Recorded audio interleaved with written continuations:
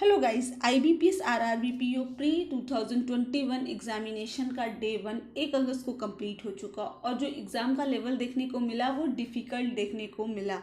ऐसे में जो स्टूडेंट थे काफ़ी सारे उन्होंने कम अटेम्प्ट किया, स्पेशली मैथ में उनके अटेम्प्ट कम रह गए। अब उसके लिए आप रीज़न दे सकते हो, चाहे एग्ज़ाम का लेवल या फिर रीजनिंग में उलझ जाने के कारण मैथ प्रॉपरली अटेम्प्ट नहीं कर पाना, जिसकी वजह से मैथ में अटेम्प्ट कम रह गए।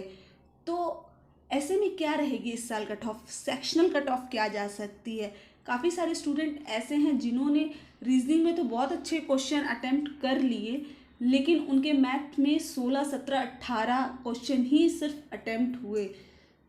तो क्या उनका प्री क्वालिफाई होगा, क्या वो मेंस की प्रिपरेशन स्टार्ट करें, सब कुछ डिटेल में डिस्कस करेंगे।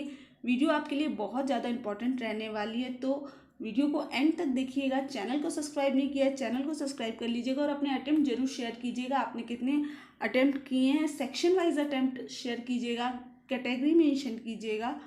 तो चलिए वीडियो को स्टार्ट करते हैं। IBPS RRB PO प्री के अगर अटेम्प्ट की बात करें तो मैक्सिमम स्टूडेंट ऐसे रहे जिन्होंने कम अटेम्प्ट किया, स्पेशली उनके अटेम्प्ट जो थे वो मैं कहूँगी, मैंने काफ़ी सारे स्टूडेंट से कल भी बात की तो उन्होंने कहा उन्होंने 43, 44 क्वेश्चन भी अटेम्प्ट किया है।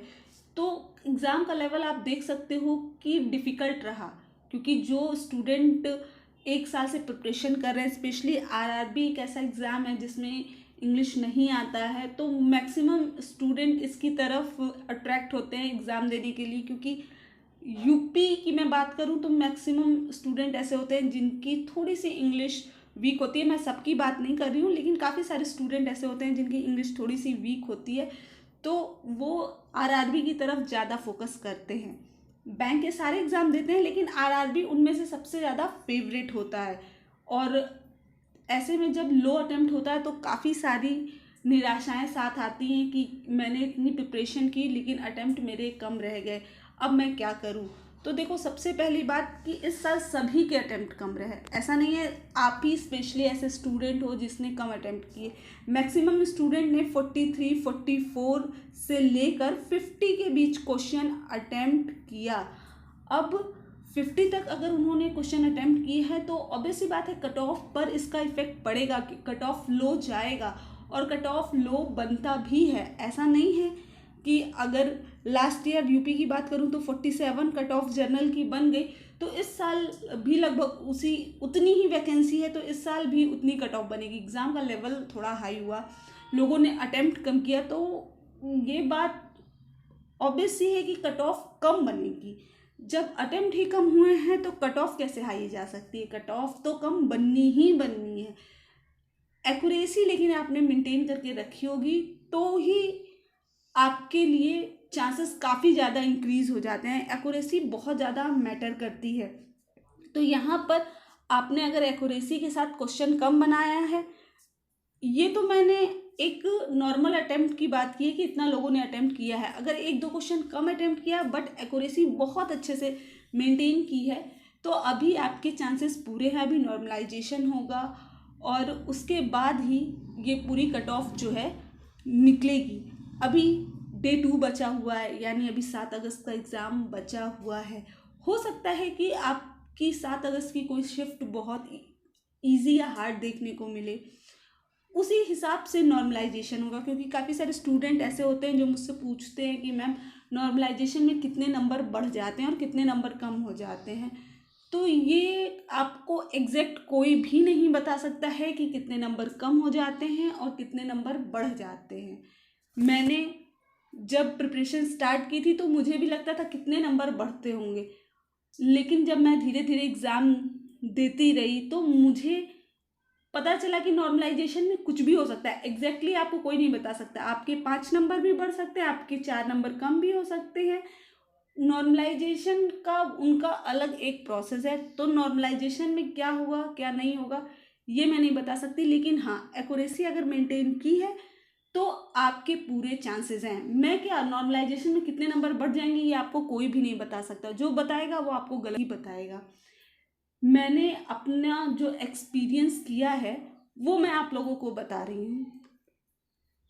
यही एक फंडा है एग्ज़ाम क्लियर करने का। एक्यूरेसी मेंटेन करके आइए, एक दो क्वेश्चन कम हो जाएंगे तब भी एग्ज़ाम आपका क्वालिफाई होगा। लास्ट ईयर IBPS PO में मैंने कम अटैम्प्ट किए थे लेकिन एक्यूरेसी मेरी बहुत अच्छी थी, मेरा एग्ज़ाम क्लियर हुआ, है ना। तो एक्यूरेसी बहुत मैटर करती है। मैंने आप लोगों से पहले ही कहा है कि एक्यूरेसी को आप हमेशा ध्यान में रख के ही एग्ज़ाम को अटेम्प्ट कीजिए, एग्ज़ाम दीजिए। अब ये तो रही एक्यूरेसी की बात। अब कट ऑफ क्या रह सकती है, तो देखो कट ऑफ आपकी 7 तारीख के बाद ही प्रॉपरली डिसाइड हो सकती है कितनी कट ऑफ रहेगी। लेकिन अगर मैं अभी मोटी मोटी कट ऑफ की बात करूं तो मुझे लगता है ये कट ऑफ आपको 40 से लेके 44 के बीच देखने को मिलेगी। ये मैं जनरल कैटेगरी की बात कर रही हूँ कि इतने के बीच हो सकता है आपको कट ऑफ देखने को मिले। कट ऑफ कम इस बार जरूर जाएगी। अब जो लोग कहेंगे कि इतने भी कम कट ऑफ नहीं बनती है, बनती है। आप अगर लास्ट ईयर से जाओगे तो धीरे धीरे प्रीवियस ईयर के अगर आप कट ऑफ को एनालाइज करोगे तो आपको पता चल जाएगी कि कट ऑफ हाई भी बनती है और बहुत लो भी बन जाती है। तो कट ऑफ का कुछ भी नहीं कहा जा सकता है।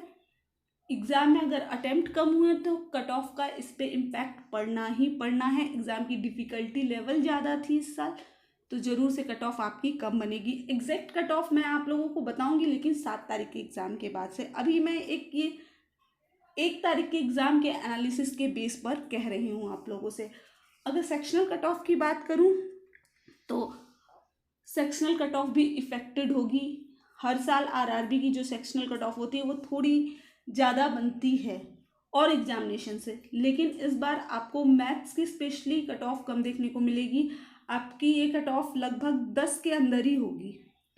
इससे ऊपर मुझे नहीं लगता। अगर इससे ऊपर हुआ भी तो लास्ट ईयर की तरह ही आपको कट ऑफ देखने को मिलेगी सेक्शनल, उससे ज़्यादा कट ऑफ नहीं मिलेगी। वैसे मुझे लगता है कि ये कट ऑफ जो है 10 से कम ही रहने वाली है, उससे ज़्यादा नहीं रहेगी। अगर बात करूँ तो 9 से 11 के बीच ये कट ऑफ रहेगी सेक्शनल मैथ्स की बात करूँ। रीजनिंग की बात करूँ तो रीजनिंग में ये आपको 14 से लेके 16 के बीच देखने को मिल सकती है, क्योंकि रीजनिंग की कट ऑफ थोड़ी सी हाई बन जाती है। रीजनिंग लोग अटेम्प्ट भी करते हैं, अच्छे खासे क्वेश्चन रीजनिंग में बनाते हैं। अगर बात करूँ तो अगर उन्होंने 50 क्वेश्चन आपने अगर अटेम्प्ट किया है तो आप खुद जानते हो कि उसमें से मैक्सिमम पार्ट जो आपका रहता है वो रीजनिंग का ही रहता है। इस वजह से रीजनिंग की कट ऑफ थोड़ी मैथ से ज़्यादा बनती है। तो अब ये तो हो गया सेक्शनल कट ऑफ की बात। अब जिनका 7 तारीख को एग्जामिनेशन है उन्हें क्या करना है। जिनका 7 तारीख को एग्जामिनेशन है उन्हें अभी इन सब चक्कर में पढ़ के अपना दिमाग ख़राब करने की बिल्कुल भी ज़रूरत नहीं है। मैं तो कहूँगी अभी ये सब वीडियो आप देखो ही मत। अगर आपका 7 तारीख को एग्ज़ाम है, एग्ज़ाम आप प्रॉपरली दे लो, उसके बाद आके ये सारी चीज़ें देखना, क्योंकि ये सारी चीज़ें माइंड को डिस्ट्रैक्ट भी कभी कभी कर देती है। ये जिन्होंने एग्ज़ाम दे लिया है उनके लिए तो बहुत अच्छा होता है, लेकिन जो लोग एग्ज़ाम देने वाले होते हैं थोड़ा उनके लिए टेंशन का कारण भी बन जाता है। अच्छा, एग्ज़ाम का लेवल इतना हाई है तो उन्हें जितना अटेम्प्ट करना रहता है हो सकता है उससे 1-2 क्वेश्चन कम अटेम्प्ट हो जाता है। तो इन सब चीज़ों पे अभी बिल्कुल मत ध्यान दीजिए अगर आपका 7 तारीख को एग्ज़ाम है तो।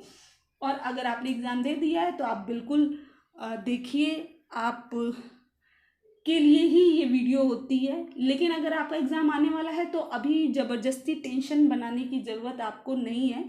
जो होगा आप जाके एग्ज़ाम परफॉर्म करना, आपको पता चल जाएगा कि वहाँ एग्ज़ाम का डिफ़िकल्टी लेवल कैसा। हाँ, आपको पता चल गया ना एग्ज़ाम थोड़ा डिफ़िकल्ट आ रहा है, हो सकता है आपकी शिफ्ट ईजी आ जाए और आप डिफ़िकल्ट के चक्कर में रह के क्वेश्चन कम अटैम्प्ट करके आओ, तो ऐसी गलती बिल्कुल मत कीजिएगा। मैं आप लोगों को इसीलिए पहले बता देती हूँ। मैंने सारी चीज़ें आप लोगों को पहले बोल रखी थी, ये सब जो एग्ज़ाम में 1 तारीख के हुआ है। अगर आपने मेरी वीडियोस देखी होंगी, मेरी बात को फॉलो किया होगा तो ज़रूर आपको बेनिफिट मिला होगा। अभी वीडियो को एंड करते हैं। चैनल पर नए हो चैनल को सब्सक्राइब कीजिएगा, अपने अटेम्प्ट शेयर कीजिएगा, वीडियो को लाइक शेयर कीजिएगा। Thank you.